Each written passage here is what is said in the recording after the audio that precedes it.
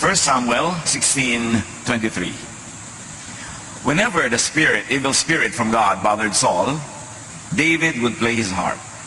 Saul would relax and feel better, and the evil spirit would go away.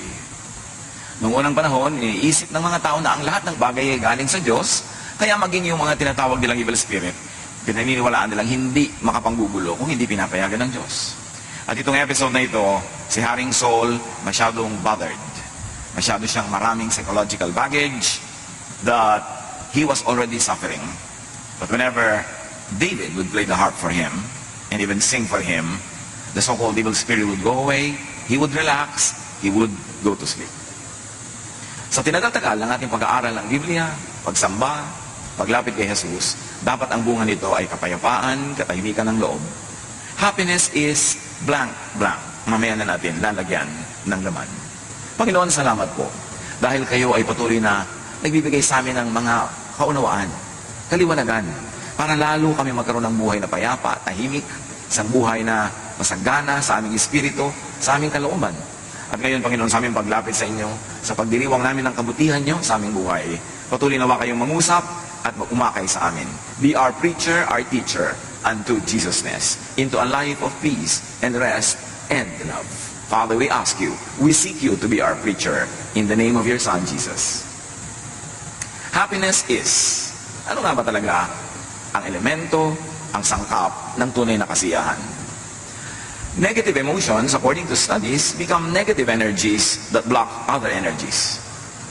Na yung ating mga negative emotion, they become electrical impulses in the body, they become energies that are negative, at sumasalungat sila sa pagdaloy ng ibang mga positive energies in our body. Kaya nagkakaroon tayo ng mga karamdaman pag lagi tayong mga merong negative emotions. Yung nararamdaman mo lang sa iyong puso, nagiging physical, at nagkakaroon ng mga physical manifestations. James 3:16, for where you have envy and selfish ambition, there you find disorder and every evil practice. And that disorder is not only in terms of social relationships among people, it also happens within the organs of the body. Nagkakaroon ng mga iba't ibang sakit. Kaya yung mga tao pag ninenervyos, naninigas ang sikmura, nasisiraan sila ng digestive processes. Kapag sila ay laging galit, nagkakaroon sila ng mga problema sa lungs. At pagka sila ay laging nagagalit, umaapekto pa ito sa liver. Maraming effect. In fact, pagka natatakot o kaya ay nagsiselos, hindi makatulog, apektado ang physical health. Iisa ang tao at ang kanyang damdamin, ang kanyang katawan, ang kanyang kaluluwa ay iisa rin. Luke 6:45, a good man brings good things out of the good stored up in his heart. And an evil man brings evil things out of the evil stored up in his heart. Kung ano daw ang laman ng puso, yun ang lumalabas sa bibig, lumalabas sa kilos, yun ang nagbubunga sa pang-araw-araw na buhay. Yung dati ay hindi nakikita, hindi nahihipong, iniisip lamang na emosyon, magkakaroon ito ng physical manifestation. Negative emotions become negative energies that block other energies, disrupting bodily functions and destroying tissues, causing disease. At ito'y sobrang dami ng patunay sa siyensya. At sinasabi yan sa Biblia, Proverbs 14:30, a heart of peace gives life to the body, but envy rots the bones. Pag payapa ang loob, malusog ang katawan, pero pag may inggitin at marami mga negative emotions, masakit sa katawan, nagkakaroon ng karamdaman. Proverbs 17:22, a cheerful heart is good medicine, but a crushed spirit dries up the bones. So yun ang isa sa mga pinakamahuhusay na gamot. Yung ikay maligaya, ikay masaya, ikay payapa, tahimik. Na kung cheerful ka, kung yung attitude is to find good in everything, to find happiness even in difficult situations, yung ikaw ay optimistic, hopeful, daig mo pa ang merong maintenance medicine. Negative emotions like sadness, loneliness, depression, anger, hatred, jealousy, envy, worry, fear, at kung ano pa, make you sick. Napatunayan na yan sa napakaraming mga experiments at mga observation in a scientific way. Pag mga negative ang emotions, madali magkasakit. So beware of social media na napakadali mong magalit, mainis na mga nababasa mo o napakadali mong manginis sa mga ipinopost mo. Very poisonous kung minsan yung pupunta ka lamang dyan kung ano-anong negative emotion na ang yung nadarama. So social media could be toxic, could be dangerous to your health. pagka hindi ka nag-ingat at wala kang inner protection. Proverbs 15:13, a happy heart makes the face cheerful, but heartache crushes the spirit. Na pag ang tao ay masaya sa kanyang kalooban, hindi mo mailihim sa mukha. Ganon din pag siya nagselos, pag siya nagalit, kitang-kita mo sa mga tiklop ng mukha niya na siya galit. At pag umiibig din naman, hindi mailihim kung bakit merong kulot yung mga dulo ng mga labi sa pagngiti. Pati sa paghakbang at paglakad ay kitang-kita mong umiibig ito. At pagka biglang nabigo, kitang-kita mo rin sa kanyang katawan. So yung nararamdaman ng puso, lumalabas sa katawan. Ecclesiastes 11:10, banish anxiety from your heart and cast off the troubles of your body. So yung heart, yung body, pareho yan nagsasuffer when there is anxiety, when there is a psychological baggage. Negative emotions can be caused by very real, present stimuli. Ano ba ang nagiging dahilan ng mga negative emotions natin? Yung tinapakan ka, inaway ka, pinagalitan ka ng wala sa lugar, siniraan ka, yan, mga totoong-totoo. Meron naman, very physical yung stimuli. Yung talagang harap-harapan, binuhusan ka ng kape, sinampal ka, etc., etc. Negative emotion yan. Kasi tunay na may nangyayari na dapat magkaroon ka ng reaction. Proverbs 23, it is to one's honor to avoid strife, but every fool is quick to quarrel. So merong dahilan para ka mang-away, pero sabihin ganun, paghangal ka, mang-away ka nga. Pero kung matalino ka, iiwasan mo yun. Hindi lamang dahil sa social problems, legal problems, but you will have physical health problems pag nakikipag-away ka. Proverbs 15:1 and 4, a gentle answer turns away wrath, but a harsh word stirs up anger. Word, salita, sound waves. Pero pag nadinig ng tenga mo, tataas ang impresyon, mapupuno ka ng mga energy para maging matapang at mapang-away dahil lang sa narinig ng iyong tenga. So you see how sound waves affects your brain and how your brain decodes it and turns your body into a warrior. At pagka nasa war-like mood ang katawan, toxic yon. Ang effect nun, later on, masama sa katawan na yon. The soothing tongue is a tree of life, patuloy ng verse, but a perverse tongue crushes the spirit. Napakadaling manakit ng damdamin. Magsabi ka lang ng isang salitang nakaka-insulto, nakakagalit, salita na nakakasira ng reputasyon, magagalit na agad yung nakarinig nito. Kaya tayo pag nagsasalita, pwedeng maging blessing, pwedeng maging curse sa ating kapwa. We can receive negative words that can cause negative emotions in our hearts, but we can also release negative words that can cause negative emotions in people's lives. We are custodians of our mouths, of our tongues, and our capacity to either hurt, wound, or heal with words. Ganun tayo. Tayo yung mga mararamdamin, dinaramdam natin, ating naririnig. Ikinatutuwa yung positive, ikinalulungkot yung negative. Kaya dapat mapili sa pinapakinggan at sa sinasabi. Negative emotions can be caused not only by real things that are happening, but also by thought, even without real, present cause. Kahit hindi totoo, kahit hindi mo kaharap, kahit hindi tangible, audible, imaginein mo lang ang effect sa katawan mo, the same. Kaya yung mga mapanibughuin, mga selosong asawa, ini-imagine pa lang nila na pinagtataksila sila ng asawa nila, nag-iinit na yung tenga nila dito, dumadalas na ang tahip ng kanilang dibdib, tumataas ang blood pressure. Imagination pa lang yun. Kasi hindi kinikilala ng katawan ang pagkakaiba ng tunay na nagaganap at nung nagaganap lang sa ating imagination. As far as your body is concerned, whether it is happening in real life or it's happening only in your imagination, the effect on the body is the same. Kaya binabantayan natin ating iniisip, ang daming teaching sa Bible about watching what you think of. Mark 7:21-22, for it is from within, out of a person's heart, that evil thoughts come. All these evils come from inside and defile a person. That evil could be an outright evil thought, evil ideas against others, or it's evil against your own body, your well-being, your peace of mind. And sabi dyan, it comes from within you. It comes not from others, but from within you. Proverbs 4:23, be careful how you think. Your life is shaped by your thoughts. Hindi ka biktima ng mundo. Kasi kahit may mga taong napuputokan na ng lindol at mga bulkan, kung ang pag-iisip nila optimistic and hopeful, hindi sila nawawala ng pag-asa, hindi sila nalulungkot, hindi sila bumibigay. Pero meron naman mga tao na blessing na nga ang dumadating, pero hindi sila kontento, lagi silang mareklamo, lagi silang naghahanap ng wala, magiging malungkot sila lagi. Malungkot ka kasi pinalulungkot ng sarili mong pag-iisip ang iyong sarili. Masaya ka, hindi dahil sa iba, kundi dahil masaya ka mag-isip. At napasasaya ng isip mo kahit yung mga hindi naman masasayang mga tunay na nagaganap sa buhay. So it is all happening in the mind. The Bible calls it more often as in the heart. Ang iyong asiyahan o kawalan nito, ang iyong ligaya o lungkot, depende kung paano ka mag-isip. Hindi depende sa nangyayari sa labas mo sa mundo. Be careful how you think. Your life, your health is shaped by your thoughts. Romans 10:9, if you declare with your mouth Jesus is Lord and believe in your heart that God raised him from the dead, you will be saved. So here, the important message is belief is thought and word that saves. Na pag nananalig ka, naliligtas ka. You see, what your thought can do, it can even save you, because your faith saves you, and your faith is belief, your belief is thought. You can think your way out of hell, and you can think your way into hell. You can think your way into heaven, into salvation, when you believe. Kaya napakahalaga kung ano ang pinaniniwalaan, kung sino ang pinaniniwalaan, at sino ang sinusundan. Kasi yun ang magbibigay ng hugis, kulay, at tunog sa iyong pang-araw-araw na buhay.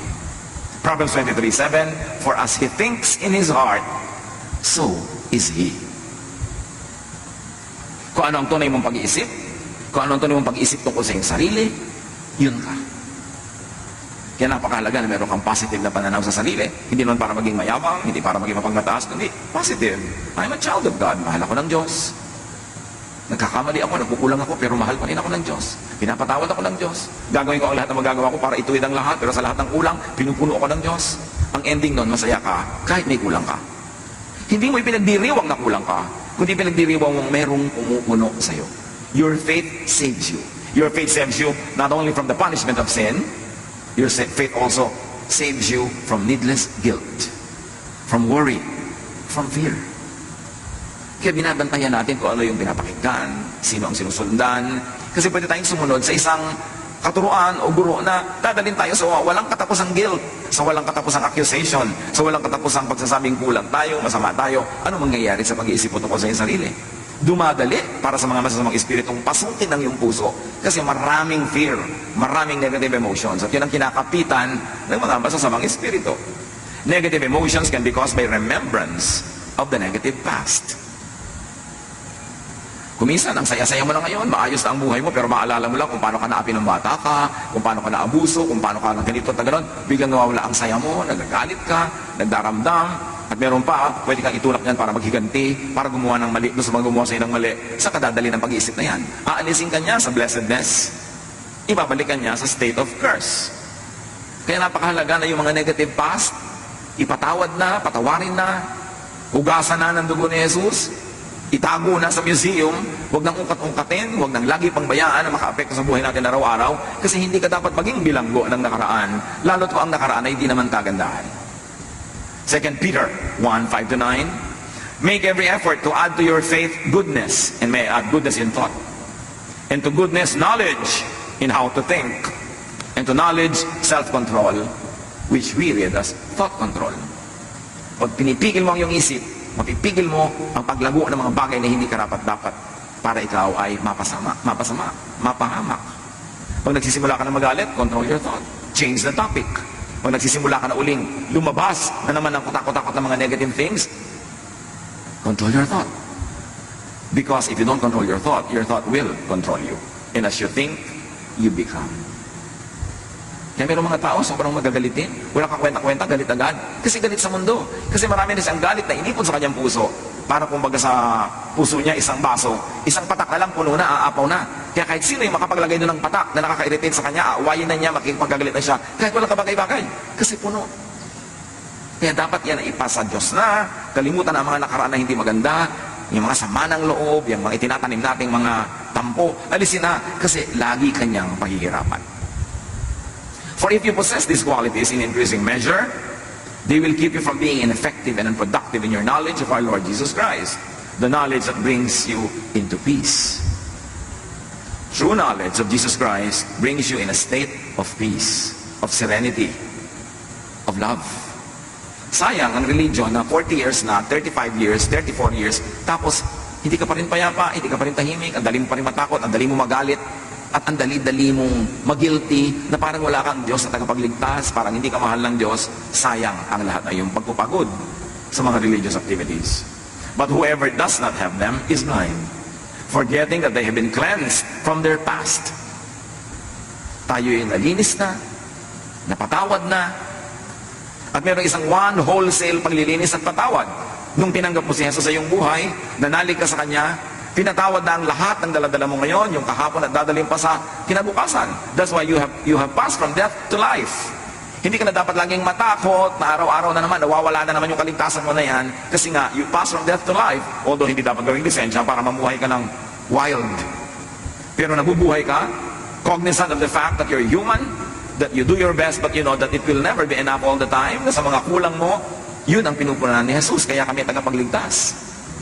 That is what Jesus should bring you into, a life of peace in spite of who you are, in spite of your reality, and in spite of your perfection that manifests every now and then. Hindi ka dapat magpadaya na tuwing nagkakasala ka, nagkukulang ka, eto ka na naman, taga-impyerno ka na naman, kasi minsan lang. Jesus died once for all. Pag na-appreciate natin yung tunay na kahulugan ng grasya ng Ama sa pamamagitan ng anak, magkakaroon ka ng kapayapaan kahit hindi ka naman karapat-dapat, kasi wala sa ating karapat-dapat. Kaya luwalhati ng Diyos yung kanyang pagliligtas sa atin by grace, through our faith in the Lord Jesus Christ. Philippians 3:13, dahil sa mga napakaraming nakaraan na mabigat at masakit, one thing I do, forgetting what is behind and straining toward what is ahead. Ganyan daw dapat ang pamumuhay para magkaroon ka ng happiness. Kalimutan mo na yung hindi maganda, yung masakit sa nakaraan, at ang iyong pagsikapan ay yung makarating pa sa napakaraming magandang plano ng Diyos para sa iyo. Move toward what is immediately ahead. Huwag din naman yung too far off. Kasi pag sobrang layo din ng iyong projection, sobrang layo ng iyong iniisip, magwo-worry ka na naman yan.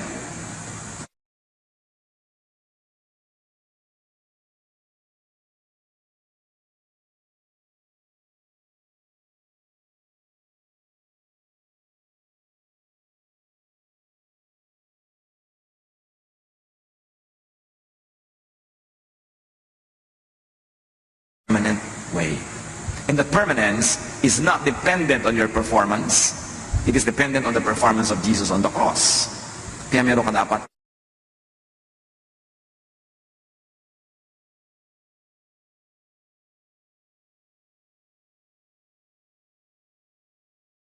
ipasa Diyos ang mga bagay na yan. Imagine fast-forwarded troubles and sufferings, needs, wants, and poverty. Imagine and fast-forwarded sadnesses will make you miserable. Yung kumakain ka pa lang ngayon, iniisip mo na baka bukas wala. Paano ka sasaya ngayon? Ang iniisip mo na agad yung possibility na bukas ay wala. Matthew 6:34, therefore do not worry about tomorrow. Sabi ni Jesus, for tomorrow will worry about itself. Each day has enough trouble of its own. Ang grasya sa iyo ng Diyos, kasya para sa mga troubles of today. Pero hindi yan para sa troubles of tomorrow. Tomorrow's troubles will be accompanied by tomorrow's blessings. Tomorrow's needs will be accompanied by tomorrow's provisions. But when you divide your provision for today between the need of today and the need for tomorrow, both today and tomorrow, you will have only one half. You will be lacking all the time. May tamang panahon. Hindi naman sinasabing huwag kang magplano para sa future, maging pabaya ka na lang. Pero magtanim ka para sa future, pero pagkatanim mo, diligan mo, ayusin mo, huwag ka mag-worry about it. And then kainin mo yung binibigay ng Diyos para sa iyo today. Proverbs 27:1, do not boast about tomorrow, for you do not know what a day may bring forth. So kung masyadong isipin nyo ang layo-layo pa, kasi hindi mo nga alam kung buhay ka pa pagdating ng oras na yun. Pinroblematize mo pa ngayon, nabawasan pa yung happiness mo na dapat for today, lugi ka. James 4:13-14. Now listen, you who say, today or tomorrow we will go to this or that city, spend a year there, carry on business and make money. Why? You do not even know what will happen tomorrow. So meron kang general plan for the future, but you don't become too obsessed with it. May preparation ka, generally speaking, when it comes, but you don't destroy your today worrying about tomorrow. And definitely, you don't destroy your today thinking about the past. Lalo namang walang mangyayari dahil tapos na yun. Thought, remembrance, imagination are read by the body the same way as it does very real and very present stimuli. Yung mga guni-guni, mga gunita, mga imahinasyon, kahit hindi yan nangyayaring totoo, pag iniisip natin, ang interpretation ng katawan natin, totoong nangyayari. Kaya yung katawan, nagre-respond, sumasagot. Kaya kung iniisip mo isang bagay na nakakatakot, adrenaline is released into your bloodstream kahit hindi kailangan.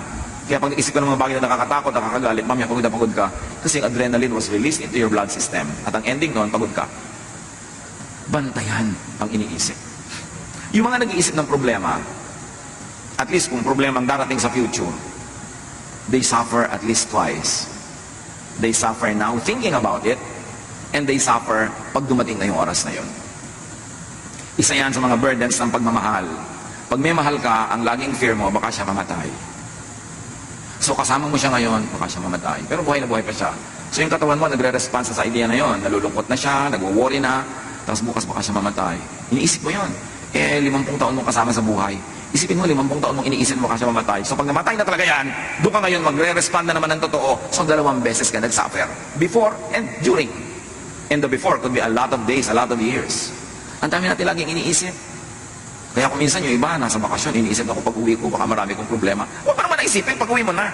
Kasi nasa bakasyon ka, hindi ka nag-enjoy. Yung problema, ang iniisip mo. Pagdating mo, may problema nga, 2 beses ka nag-suffer. Paano kung pagdating mo, walang problema? At least you suffered already once, imagining it. Yung pala naman, hindi mangyayari. Mga anak ng Diyos, isa yan sa mga dapat nating mapagsanayan. To control our thoughts. Kung saan mo pinapayagang dalhin ka ng thought mo, doon niya dadalhin ang katawan mo, ang kalusugan mo, ang ugali mo, at ang asal mo. The body reacts accordingly to your thoughts. Kaya tingnan mo, pagka ikaw ay seloso sa iyong mahal sa buhay, o selosa ka, kahit wala siyang ginagawa, inaaway mo na. Kahit wala siyang ginagawa, hindi mo man awayan, nakasimangot ka. Pag uwi, nakasimangot ka, wala kang gana. Kasi inimagine mo, meron siyang kalaguyo kanina sa mall. Imagination mo pa lang yun, pero naapektuhan na yung asal mo. Bibigyan mo asawa mo ng kape, malamig. Bakit malamig, dear? Pag-initan mo, di ba? Bakit ka ganyan? Kasi ini-imagine ko may kasama ka. Yung ganon. Pero hindi mo naman siyempre aaminin na may ini-imagine ka. Ang masama nun, yung wala naman pala, nagdusa ka na. Ngayon, kung meron talaga, sabi mo, Pastor, paano kung meron talaga? Eh, doon ka na magdusa. Kung nalaman mo na. Pero hindi mo pa alam, nagdudusa ka na, di malugi ka niyan. Eh, paano kung mapaghahandaan? Wala naman talaga nakakapaghanda sa ganyan. Meron ba talagang napigil pagka gusto? Naku, hayaan mo. Gumawa ka ng buhay mo, masaya ka, productive ka. Para kung sakali mangyari yon, hindi ka pilay na pilay na pilay. Yan ang sinasabi, maganda ka sa future, pero don't be obsessed with the future. Yung paano po kaya pagka nagluko yung asawa ko, mga 10 years from now, ngayon in love na in love sa akin, pero ang dami ko na pong nakitang pagkatapos, iniiwan yung asawa, ano pong paghahanda ang gagawin ko? Mag-gym po ba ako? Magpapasexy ako? Magpapaganda ako? Ang dami magagandang iniiwan pa rin. Gusto mo maghanda? Pero ipanalangin mo huwag matuloy. Maghanap buhay ka. Kailangan may pera ka. Para pag iniwan ka, hindi ka gutom. Eh ngayon, hindi ka iniwan, di doble pera nyo, masarap. Dapat nag-aanda ka, hindi yung negative na puro fear, wala ka namang ginagawa. Imagine, and you will feel. Imagine in your body experiences very physical effects of thought. Kaya yung halimbawa, matatakotin. Sa gabi, ayaw matulog mag-isa, ayaw patay ang ilaw.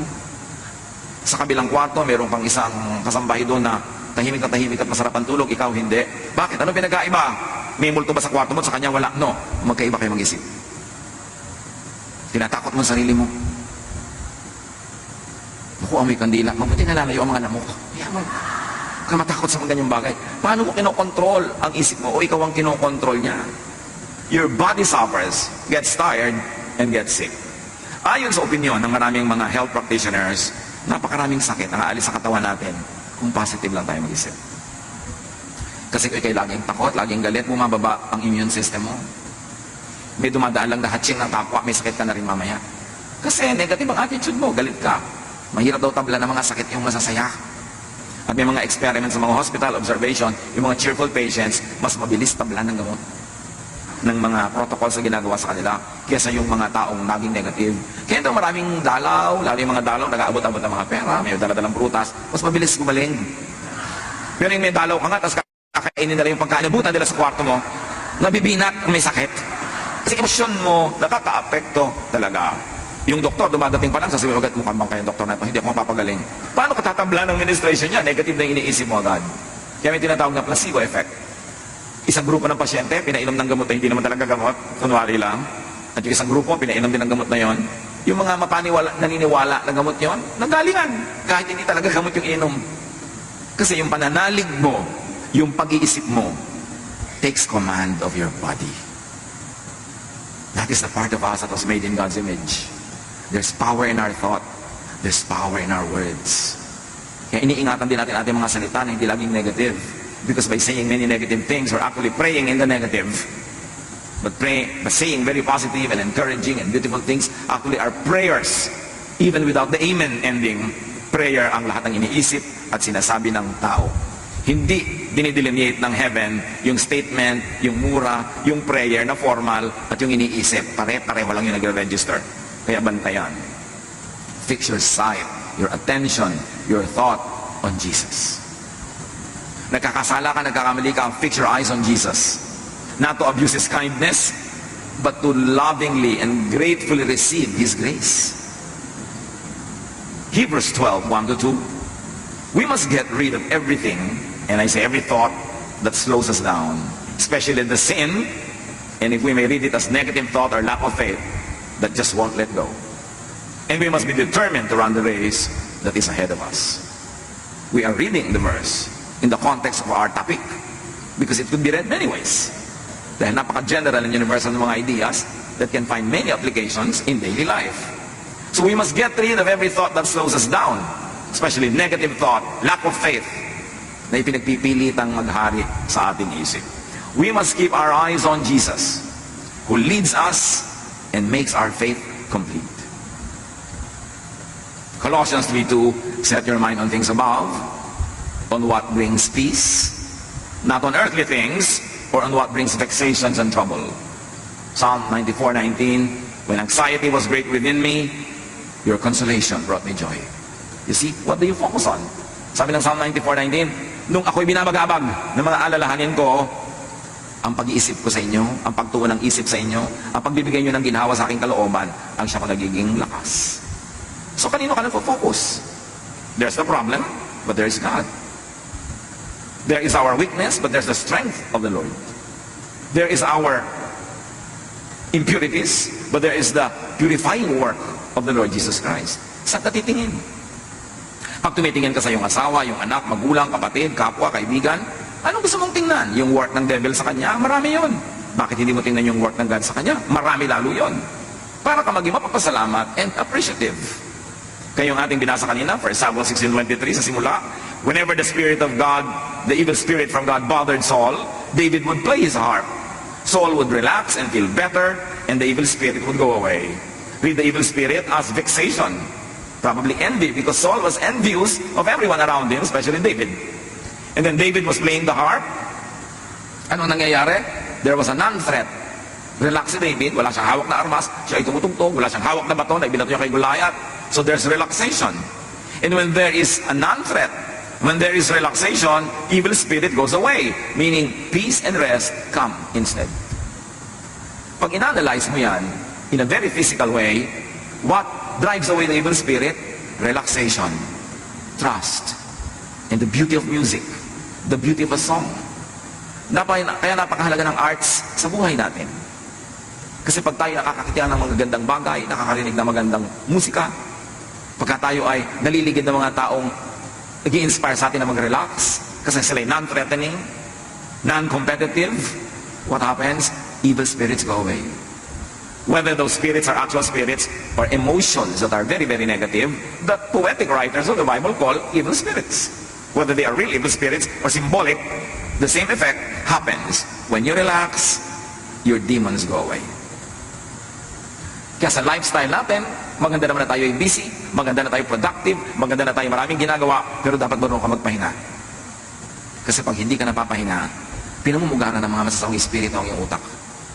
Kasi yung kulang ka sa tulog, kulang ka sa pahinga, madali ka magalit, tapos nagsiselos ka pa na ingit sa iba, kaya dali-dali mong akitin ng mga masasawang espiritu para pumasok sa isang magulong pag-iisip. At habang gumugulo yan, lalong dumadali sa kanila, naguluhin ka pa ng guluhin. That's why that trend has to be reversed. The cycle has to be escaped from, the cycle of negative feeling and negative ideas. At gawin itong positive. Romans 8:6, the mind governed by the flesh is death, but the mind governed by the Spirit is life and peace. Mind. Our mind is the biggest battleground. Pag natalo ka na sa loob ng isip, matatalo na ang iyong katawan, matatalo na ang iyong ugali, matatalo na ang ginagawa mo sa labas, at pakikitungo sa iba, talo ka na. Ang nananalo sa spirit, sa isip pa lang. Our battle is not against flesh and blood, but against powers, against principalities in the air, or if you like to say it, principalities and powers in the brain, in the mind. Yung mga umaagaw sa atin, sa ating pag-iisip, sa ating value system, sa ating behavior. Negative emotions make the body go in fight or flight mode, marshalling and expending precious energy, and they cause stress, imbalance, illness, and damage to the body. Mga kapatid, kung meron sa ating sakitin, may dumaan lang na imon, may sakit ka na. May konting alalahanin lang, sobra ka ng inuubo. Lagi masakit ang ulo, masakit ang bewang, masakit ang paa, masakit lahat. Paki-review ang paraan ng inyong pag-iisip.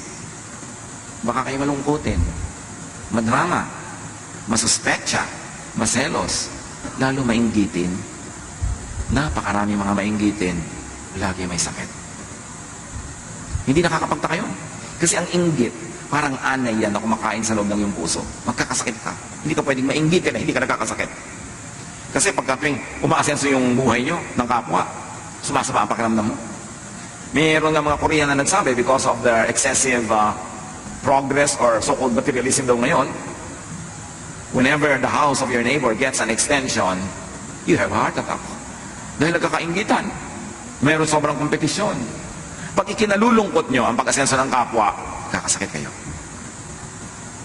Pagka gusto nyo masama ang mangyari sa kapwa, bago pa makarating sa kanya yung masamang thought, nasa loob na ng isip nyo, mangyayari na yun sa inyo in many ways.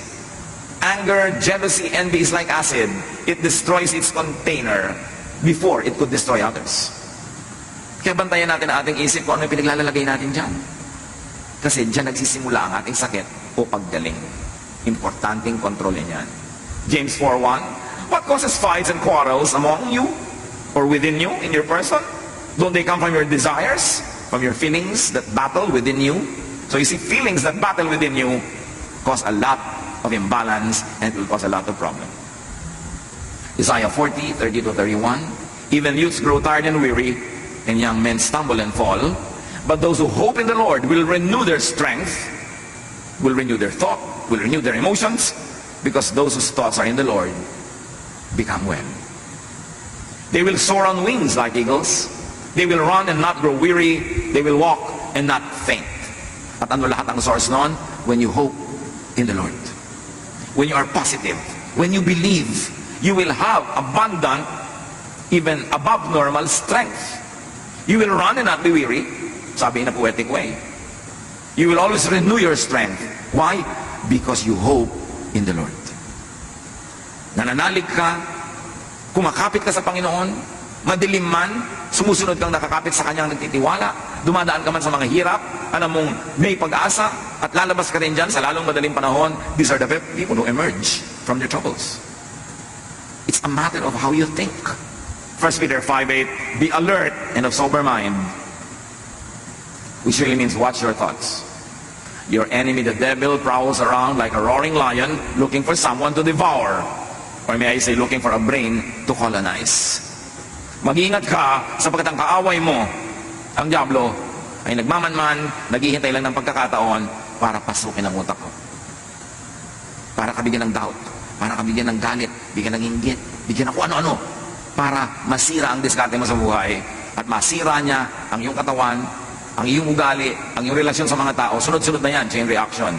The mind is the devil's target. It is where the devil likes to dwell and rule. Kaya pag sinabi natin, thy kingdom come, thy will be done on earth as it is in heaven, we are saying, Lord, rule in our minds. Rule in our thought life. Kayo maghari sa paraan ng aking pag-iisip. Bantayan ko kasi nung pinatitira ko sa loob ng aking utak. So happiness is positive thoughts, Happiness is positive emotions. Ilagay nyo na ang title. Positive emotion. Hindi positive happenings. Kasi kahit positive ang happening, kung negative ang emotion mo, hindi ka pa rin happy. Pero kahit negative yung nangyayari sa labas, kung positive ang emotion mo, happy ka. So ang iyong kasiyahan, ang iyong kalungkutan, nasa iyong pag-iisip. Huwag mong sisihin ang mga Hapon at mga Kastila. Huwag mong sisihin ang buwan o ang mga planeta. Nasa pag-iisip mo yan. And you must take control of your thought. You must never allow the devil to rule the way you think. Drive away negative emotions. And do not give time and space for such negative emotions.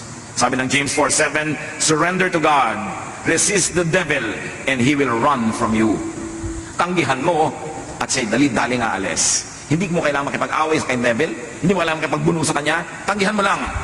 Kasi pag tumanggi ka sa pangalan ng Panginoon, wala siyang kalakas-lakas para ipagpilitan ang gusto niya mangyari. Proverbs 16:32, whoever rules his spirit is better than he who takes a city. Ang tunay na kapangyarihan at lakas ay hindi yung makapagwagi ka ng mga digmaan at magapi mo at ma-occupy mo mga cities. No, ang tunay na lakas yung nakokontrol mo ang iyong sariling isip. Na pag naliligaw na yung pag-isip mo, nagagalit ka na, o may invento ka na ng mga kung ano-ano, pinipigil mo ang sarili mo. Hindi mo pinapahayaang mamulaklak, lumago, yung ganun mga negative thoughts. So very importantly, forgive the past. As if the past was a person. Forgive others. And also forgive yourself. Kaya maraming relihiyosong tao, mas nagiging sila, hati ang loob. And so many religious people, even religious leaders, see psychiatrists. This is a fact. Because many religious people, laging hati ang loob. Kasi meron silang iniisip na moral standards na dapat nilang maabot. Tapos alam nila yung katotohanan ng buhay nila na hindi nila naaabot. Nagkakahati-hati ang loob nila. Nagpapanggap sila, nabubuhay sila sa pagkukunwari. Lalong nakahati ang loob nila. Lalo sila nagkakaroon ng mga psychological and emotional sicknesses. Kasi hindi nila nare-resolve na yes, God is holy. Yes, God is perfect. Yes, God is sinless. But God remembers that we are dust. Not a license to abuse it. But whenever your best falls short of God's glory, you know that God's Son, Jesus, His blood, cleanses us from all sin.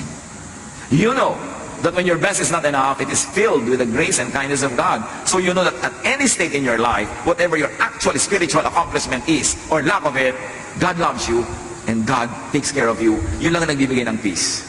Pag yan ang naunawaan mo sa iyong religiosity, yes, banal na banal ang Diyos, pero ang Diyos manaalang ikaw ay gawa sa lupa. Natatanggap mo yun. Hindi mo inaabuso, hindi mo ginagawang lisensya para sinasadya mo ng magkulang, pero alam mo sa iyong mga pagkukulang, pinupuno ka ng Diyos, doon ka lang matatahimik.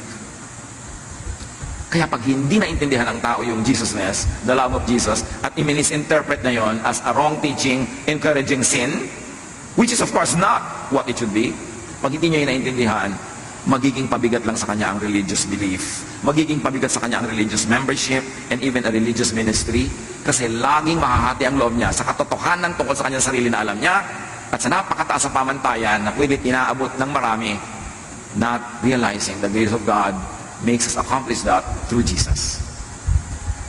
So ano dapat ang effect? Nakikita natin sa kasaysayan, napakarami mga depressed people pero religious. Napakarami mga pagkukunwari, pagbabalat kayo. Kasi ang hindi nila nauunawaan, aside from God is holy, is that your faith, by the work of Jesus, makes you holy. That it fills all the kulang. Pero lagi kong iniindiin na hindi yung lisensya. Para huwag ka na gumawa ng tama, puro mali na lang. No. Sa pagsisika mo paggawa ng tama, kulang at kulang pa rin yan. God remembers that we are dust. That's when the grace of God is your shelter, is your protection. And when you understand that and live in the spirit of peace and rest because of the work of Jesus, that's when you can have peace. Doon ka matatahimik. At yun ang pangako ni Jesus, my peace I give to you. Come to me, I'll give you rest. Paano ka magkakaroon ng peace and rest kung lagi kang uusigin ni Jesus? Dahil may kulang ka. Kundi, no. The blood of Jesus cleanses us from all sin. Ephesians 4:31-32, get rid of all bitterness, rage, and anger. Even that which is directed against yourself. Kasi marami mga tao bitter against themselves, overly guilty about their imperfection. Ang nangyayari, nahahati sila. Nagkakaroon ng schizophrenia. That's why many religious people are psychiatric cases. Hindi nila napagdudugtong yung kabutihan at kabanalan ng Diyos at yung kanilang pagiging tao na habang sinisikap nilang maging kawangis ng Diyos sa lahat ng mga bagay na kulang sila, pinupuno yun ng pag-ibig ng Diyos.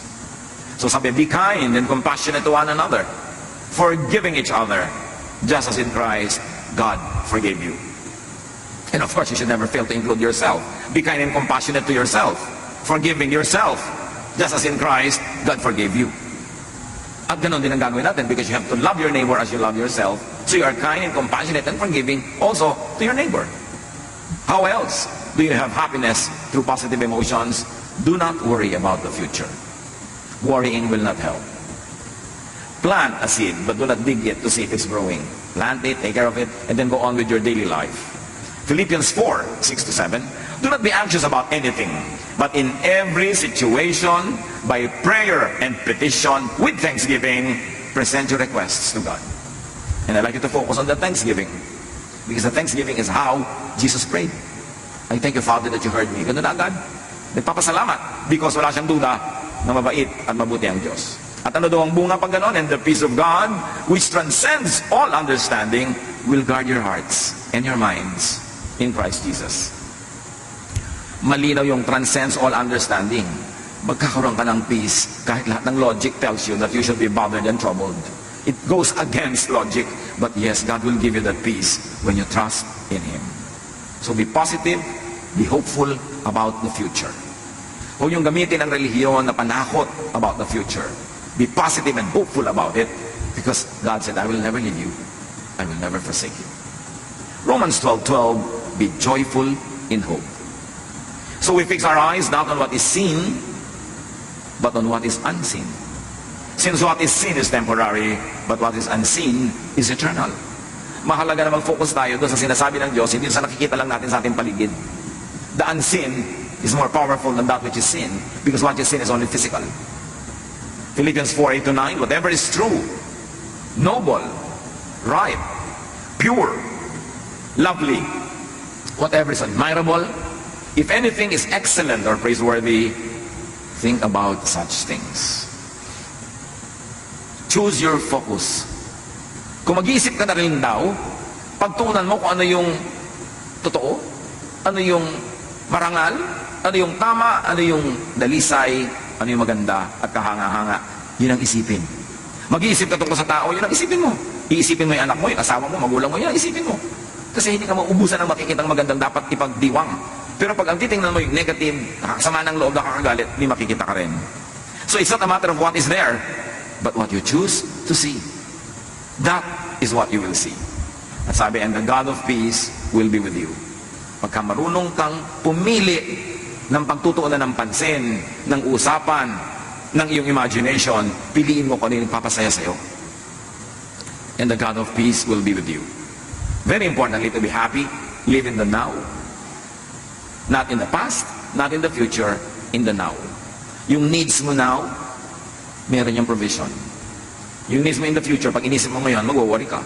Lalo naman yung mga needs mo in the past na pinagluluksa mo pa hanggang ngayon, paano kailan ka makakalaya mo lang doon? Psalm 118:24, this is the day that the Lord has made. We will rejoice and be glad in it. This is the day we will be glad in it. I will not worry about tomorrow. I will not mourn about the past. I will live in the now. Because God's provisions for now is all more than sufficient for now.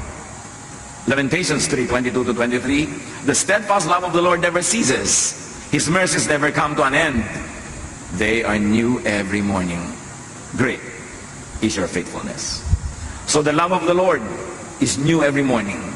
The mercies of the Lord are new every morning. The provisions of the Lord are new every morning. So tomorrow morning, you will receive those provisions. Don't worry about it now.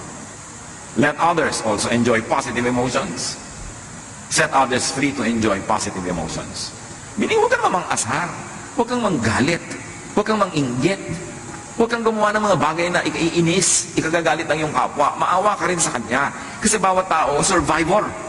Hindi mo alam kung anong pinagdaanan niya kahapon. Hindi mo alam kung anong pinagdaanan niya kahapon, nung nakaraang taon, nung nakaraang 10 taon. So payagan mo naman siyang sumaya ngayon. Kung pwede mo siyang huwag guluhin ngayon, huwag mo na siyang guluhin.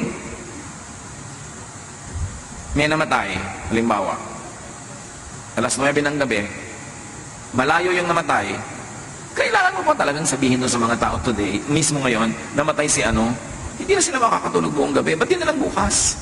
Total patay na. Hindi naman sila yung embalsamador. Hindi naman sila yung aayos ng mga arrangement. Ibabalita mo pa ngayon, maawa ka naman, patulugin mo na lang bukas ng umaga. Pwede ba? Kasi wala na namang maiiba eh. Hindi lang siya makakatulog buong gabi. Meron tayong mga kumisan, makapagsalita ka lang, makapagbalita ka lang. Alam na alam mo na makakagulo sa kapwa, pwede namang i-delay pa, ibibigay mo na agad. That's unkind. Unless stakeholder yung tao, unless yung kanyang immediate attention and knowledge of it would change and make things change for the better. Pero may mga bagay na ipinagpapabukas na. Kasi naaawa ka doon sa taong hindi na lang makakatulog ngayon. May mga bagay na hindi mo na ikinukwento. Yung mga, alam mo ba, doon sa kabilang mesa, pinag-uusapan ka, ganito ka daw, ganon. Ano magagawa niyo doon sa mga matatabi na dila na yon? Tapos itong tao masaya, gagalitin mo, mawawala yung saya niya dahil pinaadating mo sa tenga niya yung mga nakakagalit na bagay na malaman man niya at hindi, cannot change the universe. Ibabalita mo lang sa tao yung negative kung nanganganib ang kanyang buhay at meron siyang dapat gawin para maligtas o meron siyang pwedeng magawa para ayusin ang situation. Pero for the sake of just being informed, maawa ka sa tao na kumisan sandali na lang siyang sumasaya, bihira na lang ang panahon na siya ay makapahinga, bubuhusan mo pa ng mga bagay na negative, yung isip niya, balik na naman siya sa gulo. We should be kind to one another. Hindi yung ma-unload mo lang yung problema mo, ay naku, salamat naman, gumaan ang loob ko. Nasabi ko sa iyo, oo nga kasi ang loob ko ang bumikap. Gumaan nga ang loob mo at may expense. May mga ganun, huwag kang pagaan ng loob mo, tapos ibubunton mo lang sa iba. O kaya, hindi rin naman gagaan yung loob mo, bubuntonan mo pa siya, idadamay mo pa. Ang dami-daming pinagdurusan ng tao. Kung kaya mo na huwag nang dagdagan pa yon, huwag mo nang dagdagan. May mga tao na, yung sinasabing, the straw that broke the camel's back. Alam niyo mga camel, kinakargahan niya ng napakaraming mga damo na binubuhat niya. Takala ng tao, ang lakas-lakas niya. Meron naman nagdagdag ng isang straw na lang, natumba na yung camel. Kasi isa na lang pala ang idadagdag mo, tutumba na siya. At sa buhay natin, ang mga kapatid may ganun. Yung bang ang dami mong dala, ang dami mong lungkot, ang dami mong nang alalahanin. Kung pwede lang sabihin sa mga tao, please, kung may sasabihin ka na magdadagdag ng lungkot mo ngayon, huwag na muna, hindi ko na kayang madagdagan to. Baka masampal na kita. Kahit hindi ikaw ang may kasalanan, nagdidilim na kasi ang isip ko. No? So, please lang, huwag mo na akong dagdagan ngayon. Mga kapatid, makiramdam naman tayo. Makiramdam tayo. Lalo itinetext mo lang yung problema. Naiinis ka sa kapitbahay mo, ite-text mo pa dun sa pinsan mo. Hindi mo alam kung ang dami na niyang dala ngayon eh, dadagdagan mo pa. Hindi mo pwede sarilinin mo na lang yung inis mo sa iyong neighbor. Ba't kailangan mong ipasa? Be kind. Luke 17:3. If your brother or sister sins against you, rebuke them. Sino daw nire-rebuke? Kung sa'yo talaga nagkakasala. Aba, nakatapak yung paa niya sa'yo, ang bigat-bigat ng bakya niya. Rebuke them. Kasi ikaw yung natatapakan. Pero hindi naman ikaw yung naapektuhan, hindi ka sa kanya nagkakamali. Huwag ka mag-rebuke na mag-rebuke. Akala naman natin kung mag-churchmate mo, rebuke ka na ng rebuke. Sabi, if your brother or sister sins against you, yung ikaw talaga ang directly, significantly affected and damaged, rebuke them. And if they repent, forgive them. Pero hindi ka rin rebuke ng iba na hindi naman siya sa'yo nagkakasala. Hindi ko mo, member mo rin ng the same church or fellowship, ikaw na to si Mrs. Madam Rebuke, si Mr. Rebuke, na pinapabigat mo ang damdamin ng mga tao, imbes unahin mo muna silang tulungan. Help others have and enjoy positive emotions. Kasi marami ng dala ang kapwa. Romans 15:2, each of us should please our neighbors for their good, to build them up. So stop scaring people. Stop making others worry. Stop provoking others into negative emotions. Kung hindi kailangan, huwag na tayong manakot. Huwag na tayong manggalit. Huwag na tayong magdamay. Kasi ang mga tao, marami ng dalahin. Jesus wants you happy. Pero mangyayari lang yon pag sumunod tayo sa paraan ng pag-iisip niya. Forgive. Forget the past. Be hopeful. Be positive. Be filled with love. And that is the way to happiness. Pag hindi tayo masaya, mga kapatid, tayo ang 99% na dahilan. Paraan ng pag-iisip. Paraan ng ating ugali. At remember, kung tayo mga masasakitin, reviewin ninyo ang inyong pag-iisip, mga kapatid. Ang ating mga emotion, because mind over matter talaga yan. And Jesus wants you well. That's why be changed by the renewing of your mind. Panginoon, salamat. Salamat po dahil kayo ang aming doktor at kayong nakakaalam ng unang dapat gamutin ay aming isip. That is really mind over matter. Gamutin ang paraan ng pag-iisip namin. At nasa gayon, with positive thoughts, our bodies are aligned with the energies that come from heaven. Our immune system becomes stronger. We are able to absorb in a better way all the food that we eat. At Panginoon, aming katawan, sumusunod sa aming isip. Turuan niyo kami maging watchful in the way we think. Pagbulay-bulayin natin mga kapatid, ang very personal application nito sa ating mga buhay.